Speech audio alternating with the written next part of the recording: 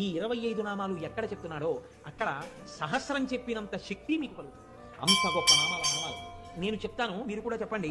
సింహాసనేషి, లలిత, మహారాజ్ఞి, వరాంకుశ, చాపిని, త్రిపురా చైవ, మహాత్రిపుర సుందరి, సుందరీ చక్రనాథ చ,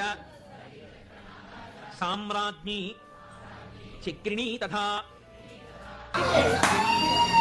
మహాదేవి, రామేశి, పరమేశ్వరి, కామరాజప్రియ, కామకోటిక, చక్రవర్తిని, మహావిద్య, శివానందవల్లభ,